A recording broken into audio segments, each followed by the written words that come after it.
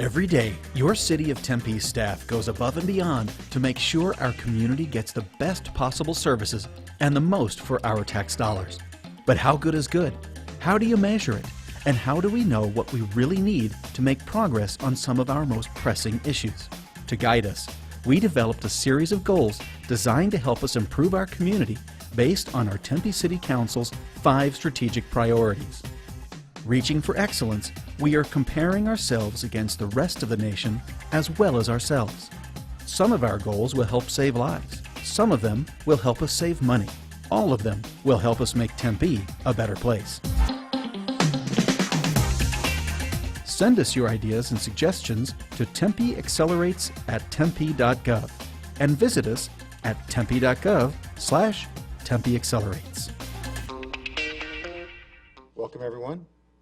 Today we have a presentation from our economic development team regarding 3 different performance measures: 5.01, quality of business services supporting local businesses; 5.02, jobs created, employment opportunities; and 5.03, capital investment, business and economic vitality. We've allotted an hour. Roughly, we break it up sort of 2/3, 1/3, 2/3 presentation and 1/3 questions and comment. But we'll see how it goes. I mean, we'll have the presentation first, and then as much feedback as you can give, either here in person or by filling out the comment sheets that are in the back. Without further ado, I'll turn it over. Thanks. Thank you. Pleased to be here today. I'm Jill Bushbacher with City of Tempe Economic Development, and this is my colleague, Maria Lochner. and our Economic Development Director is here with us today as well, Donna Kennedy. Thank you all for being here again. So in economic development, we can't do the work that we do without help from many of you across the community. We work with a variety of your departments and partners in the community to help increase jobs, create new capital investment, and provide great quality services to our existing businesses and new ones that we welcome as well. As you see in our current performance measures listed there, our current progress year to date is 81% satisfaction rating in the annual business survey, with an increased number of jobs of 2,800 for this current year to date, and current capital investment that we're attracting is about 82 million, so well over our targets. But it has been quite a banner year, and these numbers do fluctuate from year to year, so we've been maybe a little bit conservative on our targets. So why do these measures matter? They contribute to the tax base here in our community. What does that mean, the tax base? Property, lease taxes, sales taxes, all sorts of revenues are generated by businesses that come and invest and create jobs in our community.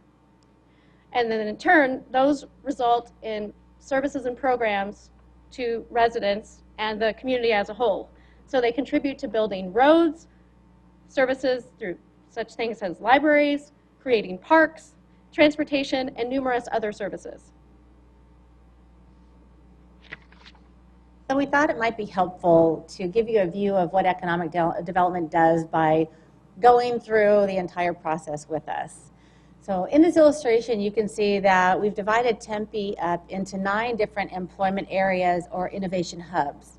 And you can see how they're all connected through our transportation corridors. So that's all of our freeways, light rail, streetcar, future plan for streetcar, et cetera. You can see how everything is connected. That connectivity is very important for Tempe and is a huge asset for us when we try to attract and build business here. So we thought we'd take you into a deep dive of one of those innovation hubs. This is one of them, Smith Industrial Innovation Hub. You can see that it's in a great location, right off of the 101, just south of the Tempe Marketplace and the 202. West of Smith is the APS generating station, and then south of Smith, there's a residential neighborhood. So Smith is zoned general industrial, and it was completely built out in the decades after World War II. Today there's a wide variety of businesses there. In fact, 43% of the businesses that are located in Smith today have actually retail and office uses. They're not industrial. So you can see that Smith is changing. It's no longer the monolithic industrial park that it was 40 years ago. And this change is organic. It's an organic transition. And we thought it might be a good cornerstone for us to focus our economic development activities there and help it transition further. So what's our strategy? This graphic illustrates that work, live, play concept that you hear a lot about. What that is the intersection of three spheres: the economic sphere, the physical sphere, and the social sphere. And that intersection is this nexus that we call the innovation ecosystem. That is what we're trying to build in Smith. So Smith has strong bones, as we say, great location, strong businesses, very low vacancy rate. But you also saw on the map that it had little connectivity. All the retail to the north, all the housing to the south. Also, it's very old. The buildings there are old, the infrastructure is old. So what can we do to create that innovation ecosystem? These are the 5 strategies that we're going to tell you about. We're going to focus on business retention, adaptive reuse, workforce development, private and public investment, and finally, business attraction. So business retention is one of the most important areas of economic development. And it's all about keeping businesses happy, healthy, and here, as we like to say. And you might even say, and growing. Yeah. So in Smith, in particular, we have a variety of great businesses, as Maria mentioned. We meet with them, and we'll be meeting with more of them in the near future. In fact, we have a stakeholder meeting coming up. And we work with them to provide resources and referrals and services and make sure that we're doing all we can to make them successful in our community. The second strategy that we're going to use is adaptive reuse. Adaptive reuse refers to the process of reusing an existing building or site in a way that's different from its original intent. So in this case, you can see Smith, we see a lot of single-story, single-use buildings. What if we could motivate the building owners or the landowners to do something different and creative? What if they wanted to invest in it in a way that is currently not done in the area? For example, building maybe light industrial or some office on top of what's already there, maybe some residential on top of that. The whole idea is to take that strong industrial character that it's already known for and build on it and help grow with it. You may have seen or heard about warehouse districts that are popping up all over the country. I mean, Phoenix has a warehouse district, Tucson has a warehouse district. This idea is very similar to that idea. You're taking something that in this case is very strong and successful and making it even better. So workforce development is top of mind when we work with companies across the community, and Smith Industrial is no different. Those companies are looking to grow their talent pipeline, now and into the future, and we work with a variety of partners to accomplish this and to help connect them to those resources. Of course, ASU is top among those resources when we think about talent and pipeline development, but we also work with University of Advancing Technology, community colleges, and many others as well to help those companies that are looking for the best talent to continue to grow their products and services and make them as successful as possible. These efforts also support our Tempe Achieve 65 initiative, which is an effort to make sure that 65% of our workforce development, or excuse me, of our workforce have attained a post-secondary credential of some kind or a degree by 2030. That's the goal for that program. Public investment is another area that we look at. Obviously, the city has to make some investments to encourage private investment to follow. And some of the ways that we've identified that we think we could promote that strategy would be through providing public art and some gateway features for this area to better connect it to those amenities to the north and to the residents to the south, and then helping to connect those residents throughout the area by enhancing streetscapes, providing bike lanes, and other transportation features.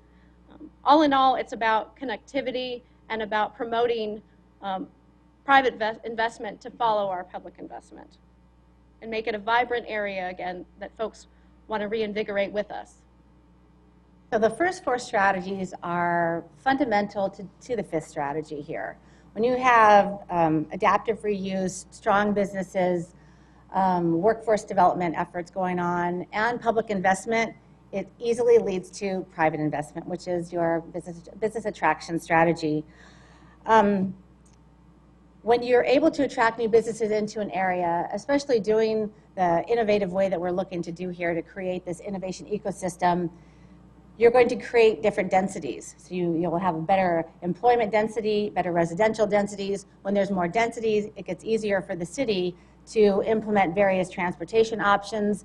And you can see how the whole connectivity thing really blossoms. That's what we're trying to do in Smith. So again, by way of summary, the specific strategy, because every project has its own specific strategy, the specific strategy for Smith involves keeping those existing strong businesses, expanding the building and land uses as necessary, workforce development for those businesses to help them continue to grow and be strong members of our community, new investment in various ways, more capital coming into the city, and then helping them create new jobs through business attraction and business expansion efforts. So again, each project has its own specific strategies. These are the 5 that we're using for Smith. We'd like to tell you about a couple more that we do that are very common because they also help tell the story of how we reach our performance metrics of quality business services, bringing jobs into the city, and strong capital investment. The small businesses and entrepreneurs are critical to the health of our business community as well. We serve them in a variety of ways. We have the BRIC at our Tempe Library, which is the Business Resource and Innovation Center, which provides co-working space, workshops, mentoring, and partnerships with other folks that help provide those services to our community, make that all possible. The Service Corps of Retired Executives through the Small Business Administration, ASU, and other small business administration services, such as Veterans Resources, really help us carry out those efforts there. Fabric, which is the Fashion and Business Resource Innovation Center, is another center where we provide services to entrepreneurs and startups in our community. And it's fashion industry related, as the name indicates. It provides an opportunity for small batch manufacturing and a lot of educational resources and teaching of pattern making and fashion design, anything that one would need to grow a business in that sector. A great example of how that's been a success and how it relates back to some of the efforts we all work to strive to make our community better. A great example of that is their partnership with Tempe Center for Rehabilitation and ASU. Tempe Center for Rehabilitation sent a group of young folks with disabilities over to Fabric, and Fabric has trained them in commercial sewing. They've been so successful, ASU came over to them and asked them to make bags for them out of recycled banners from university events, and those are now sold in the bookstore, and we're hearing that they're selling out quickly and they're continuing to get new orders all the time. So that's another example just of kind of the community give back and the way that that particular center provides great services to the community. It's a great story. We're very thrilled to be able to report that. Another economic development strategy that gets a lot of attention is, of course, private development. Our newest project that you may have heard about is the IDEA campus that is located on 18 acres, or will be located on 18 acres just west of the Tempe Center for the Arts. In fact, they're starting the remediation work this week. So it's going to be fabulous, we think. This project is looking to build about 1 million square feet of Class A office space, and we're looking to target bioscience and biotechnology companies to come to this campus, hence the innovation discovery idea behind this campus. At full build-out, we project that it will house about 3,500 new jobs and $50 million in capital investment. So a lot of people ask, why does Tempe target bioscience? Well, in economic development, you have to know the local market very well. You have to know what businesses are in your backyard, what needs do they have, what type of real estate do you have that fits their needs. Do you have the workforce to attract something that you're looking to attract? Everything has to fit. As you can see in this map, Tempe has 3 nodes of what we call these regional bioassets in the valley. It's more than any other city. So it tells you, or gives you an indication, it seems like there is something here that we can build on. And when you look at that market infrastructure, the workforce that we're talking about. We have workforce. Why do we have workforce? Because we already have businesses. If you have businesses, strong ones like Medtronic and Bard, it's easy to attract spin-outs from ASU or small businesses that are looking to be near a bigger business where they think they can create some synergies and have that, again, innovation ecosystem. Also, of course, ASU and UAT are producing graduates every year that would be employed in the industry. Another thing to think about is an industry like bioscience has a lot of R&D and venture capital money that goes into it, investment. Part of that investment when it comes into a company in Tempe comes into capital investment because they need to buy more equipment, they need to hire more people, they need to build another building. All of that is part of that innovation ecosystem and the performance measures that we're talking about today. And just on a lighter note, it's maybe interesting to think about having bioscience, growing bioscience here. It's a clean industry, it's growing exponentially, it pays high wages, and also the whole idea that, somewhere around the world, people are discovering something every day or creating an innovation every day that will improve the quality of life. Why not have that happen here at our IDEA campus? So we compete regionally across the state and even internationally sometimes for some of these projects that we land here in Tempe. And how do we stack up and what do we best compete on? We're a net importer of employees, meaning that we almost double in size during the daytime. So we attract a great number of quality employees, and that's probably the #1 reason that companies choose to expand and create those jobs and that new investment here in our community. Also, we have a great location, obviously, having 4 freeways, having proximity to the airport, and for example, a manufacturing company is thrilled to be able to get their product in and out very quickly. They can get to the airport, get it on that flight, or they can get to railway transportation that they might need and get their products in and out quickly. Office facilities, they're able to fly clients in and out quickly. So it's definitely an advantage for Tempe. And certainly our high quality of life, if you think about how walkable and bikeable our city is and kind of the creative live, work, play environment that we're able to offer, it's very attractive and very unique. In fact, CBRE, which is one of the top commercial real estate firms really internationally, their CEO was touting Tempe recently in an article and stating that it's one of the most up-and-coming, attractive communities for any company to invest in or locate their new project into. So that's quite the honor for our city. The other thing, again, kind of goes back to our workforce. We have a highly educated workforce. We have accessibility to a very large workforce here in the Southeast Valley. And with 42% of our folks having a bachelor's degree or higher, it's a very attractive proposition to those companies that are looking to invest here.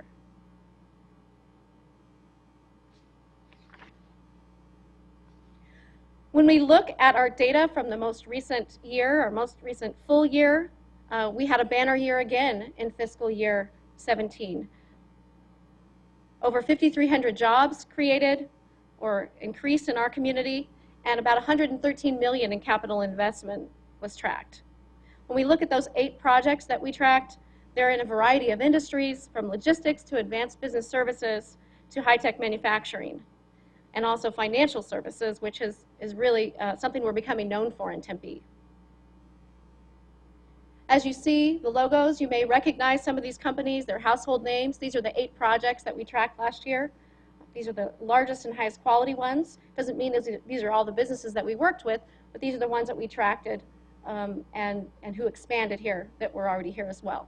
And Freedom Financial is the company that created or increased the number of jobs by the highest amount last year, with about 3,000 jobs now that will be located at the newly minted campus over at Rio 2100. And then if you go further with our statistics and kind of go back to what we're measuring and why we do what we do, again, we're looking at the satisfaction we provide to the business community and the services we provide, and we're looking at growing or increasing the number of jobs and the capital investment into the community.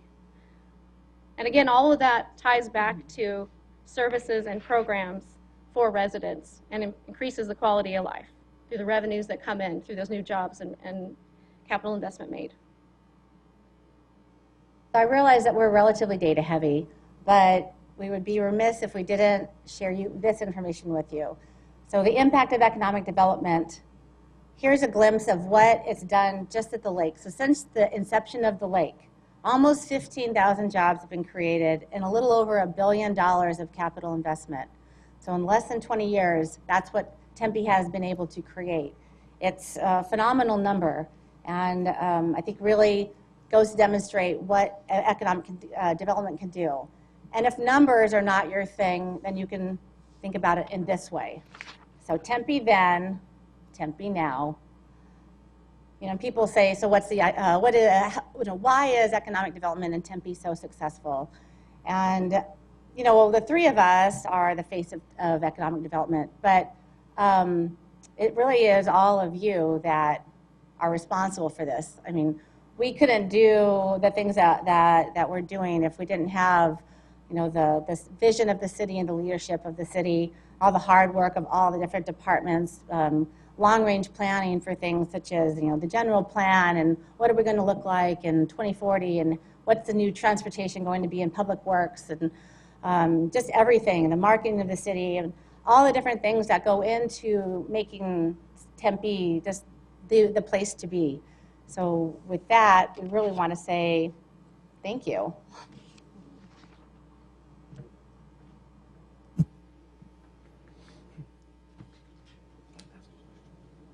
Any questions? So with, oh, I'm sorry. So with the new innovation hubs like IDEA and Smith Industrial, are there any proposals for possible extension of city services, like community centers or a library, let's say?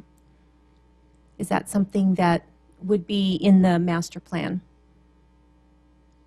That's not something I'm aware that we've discussed yet, but that certainly could be part of future investment and could be very important and, you know, beneficial to the residents and the businesses in that area as well. Mm-hmm. Okay, thank you.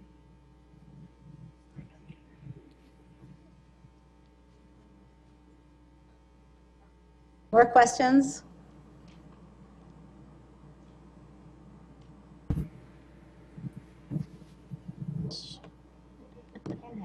Ringer in the front.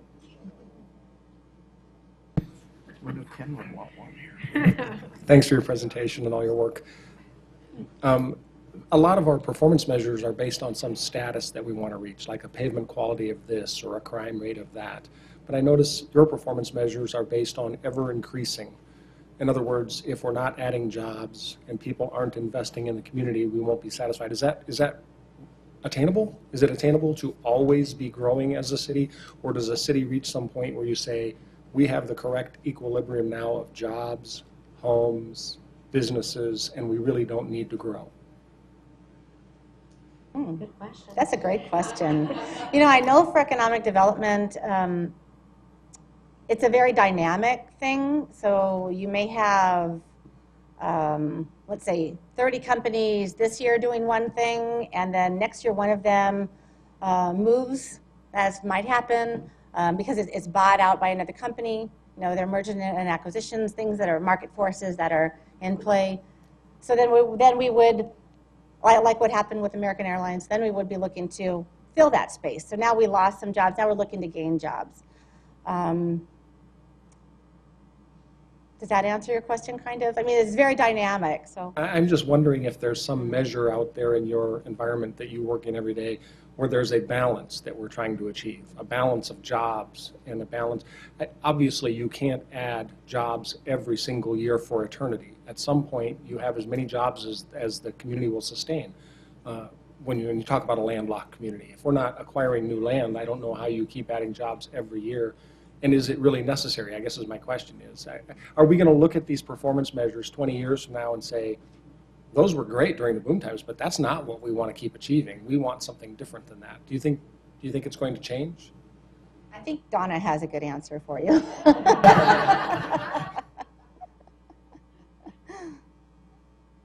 Yes, that's a great question, and that's why our team goes after different types of programs like our innovation hubs to try to keep and maintain these businesses here to continue to grow and be prosperous. So while we have the fluctuation of new businesses coming in, you're right, the market may absorb and exceed the demand or have it all in place where there's really we're built out and we've got all our buildings leased out because, as we know, our vacancy rate is very low here. But that's when our networking and education and everything, we want to get programs in place so that we have a sustainable economy. But the measures is something for that is what I guess our next step would be. That raises an interesting point, though, which is part of the reason why we do strategic management and think about performance measures is to assist decision makers in deciding how to allocate resources. If we're lagging in a performance indicator that's important and has a direct correlation to a council priority, it gives council the latitude and the discretion to add resources when necessary. If the bar, kind of going to Ken's point, is increasingly saying we need more jobs, we need to continue to have economic growth, how do we know how far we are away at any given time so that you can make the business case in the future to say we have a sufficient amount of staff and resources or we don't? Does that make sense? I guess it's more of a question to you, Donna, I guess, in a sense. But you see what I'm saying? I mean, it's part of why we implemented this system is to ask ourselves those sort of questions about how do we make a determination as to what more quantum of economic development do we need in order to achieve a result by a certain point in time. And that's why goals matter, I think. So. The other thing I would just add is I don't think we believe we're quite at that number, that we're fully built out and we've reached the pinnacle of the jobs that we could attract or create. And that's part of the reason for the innovation hub strategies where we're looking to increase densities, is if we create more space while we have low vacancy rates now, if we can build more space upon the facilities that we have today, then we have obviously new sites for those new jobs and new investment moving forward. So we don't think we're there today. When will we be there? That's a great question. I don't know if we know the answer to that yet. Not even just when we'll be there, but is the rate of pace at which we're moving sufficient to achieve whatever council's vision of when that priority need to be achieved by a certain time, right? We don't know. Is this something we fast track? Are we happy with the pace of progress? Do we think it's too fast? You see what I'm saying? Those are those measurement questions that I guess to feed off of what Ken was saying. But go ahead if there's. Maybe Jill and Maria, nice job. I know this is a very complicated 3 goals and we're trying to explain it. Perhaps explain a little bit more. With strategic management, we asked as far as benchmarking ourselves against something that's probably larger than us. With economic development, to Andrew's point, you're really not just part of city, but you're working with GPEC and the state, positioning us in a very great light nationally. So perhaps maybe the target needs to be explained a little bit further regarding how do we arrive at that formula? Absolutely. So for the jobs created or the increase in jobs measurement, we look at our proportion of the population in the region, and GPEC sets a regional goal, and GPEC is the Greater Phoenix Economic Council. That's our regional economic development group that works with most of the cities in the region to help us attract new projects and new jobs and investment. So they set a regional goal, and then we look at our proportion of the population within that group. And then what we did, based on our market position and assets, is we doubled that proportion to come up with the number that you see before you today. So our population proportion is about 4%. We doubled that to 8% to come up with our target, which was 650 jobs. And capital investment was done in a similar way, but we were able to look at a 5-year average of regional investment to come up with that number. Economic development's a little bit strange because we talk about it in local terms, but it's really a regional animal. You know, one of the things that Jill said that shows how competitive we are is that we're a net importer of employees. That means that people from all over the valley are driving to Tempe every day for their job. So when you look at jobs, you can't just, there's no fence around the borders of Tempe. So we're touting the region and the community at the same time. Hi, so when I think about Tempe now versus when I first moved here, all of this beautiful and shiny and new is wonderful, and it's wonderful to look at, and it's wonderful to live here. I see, though, that with a lot of this economic development, what also is happening is it seems to be maybe we're pricing some people out of Tempe. So with higher costs for homes, rental rates increasing, is that just a natural or logical consequence of this economic development that we all just sort of have to live with? Or is there a way to strike some balance between having all of this wonderful stuff and being able to share it with a broader cross-section of the community? Or are we just too fancy now? I don't know. I mean, that's my question. Well, I know that currently the city's undertaking an urban core master plan, and part of that plan includes a housing affordability study. And so I know that that's top of mind for our leadership, for our council members and city management, and we're looking at that and trying to strike a balance in that respect to make sure that folks that want to live in Tempe where possible have opportunities to live here, not only work here but to live here as well. But that is certainly an important topic for the city. We are aware of it, and we're working on that study right now to come up with strategies to better address that. No, thanks. I appreciate that because my daughter and son-in-law just bought a house. And my son-in-law's a lawyer, and my daughter has a college degree too. But they're like, sorry, Mom, we can't afford to buy a house in Tempe. And so they moved far away to Gilbert. Very sad.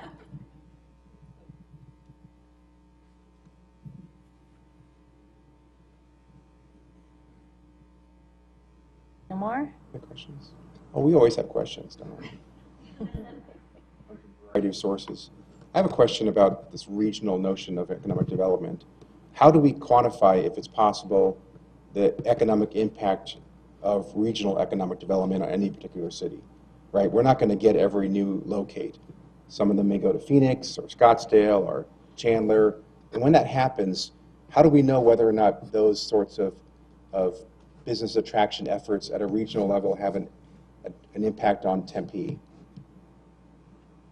One way that we know that it has a positive impact on our city is that the residents in our city have new job opportunities. If those projects locate to the surrounding communities, that's just another opportunity for them, to have a quality job. And many of our residents don't currently work in Tempe, and so they are working in some of those other communities. Do we track that? We have that information. We'd be glad to provide I more mean, do information. we track that with respect to how we look at our success or lack of success in the 3 performance measurements you just talked about? No, not currently. Is that something to think about maybe? I mean, if we understand that we work as a region, why can't we take a stab at quantifying the impact of the region on any given city, right? I mean, if Tempe has a state farm, Scottsdale, Phoenix, Chandler are going to benefit because people who live in their city will have good paying jobs, right? Another question, when we think about a job, is there, and I know the answer to this, is there sort of a generic definition of job that not all jobs are created equal, but we look for a certain type of high wage job? We do. We try to look for the highest quality, high wage jobs when we're prioritizing our work and working with the business community and looking to attract or expand with companies here in our community. So generally we look at at certain levels as higher priority. They're going to provide jobs that are going to allow people to have discretionary income and invest back into the community and spend more in our establishments and provide more revenues to the city than those jobs that would be lower wage positions. So we put more of our efforts and our resources towards attracting the higher wage jobs. And that's also where how we choose the industries that we work with and have put the most priority on, like the bioscience industry or financial services. So when we track the creation of new jobs over time, are we looking just at the jobs you're describing, or are we looking at the entire universe of jobs? Low paying, middle, high? Is it everything, or is it just the high paying ones you're talking about? It's generally those that are in the targeted industry sectors and that we work with our regional partners to attract, and then the local companies that are expanding. So the lower wage jobs that might be in other sectors are not as much of a focus for us. So we don't, for example, track all retail jobs that are created in our community. Those are important in our community, but they aren't the ones that we put most of our efforts towards. Okay. And specifically not in what we're including in terms of the tracking of jobs year over year? You're correct. Okay. All right. So call center wants to relocate in Tempe.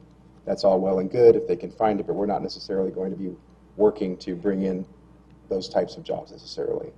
Maybe in other communities, but given our scarcity, that's not really a priority for economic development. Is that fair to say? That could be the case. It would depend on the type of call center. Right. Okay.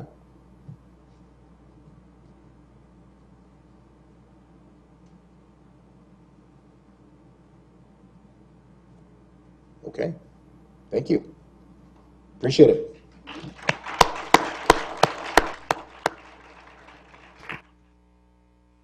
All right. Well, like I said, if you have a form, please fill out any questions and comments you have for the presenters, and they will get those after today. Next time we'll be doing this will be June 21st. So I hope to see you then. Thanks very much.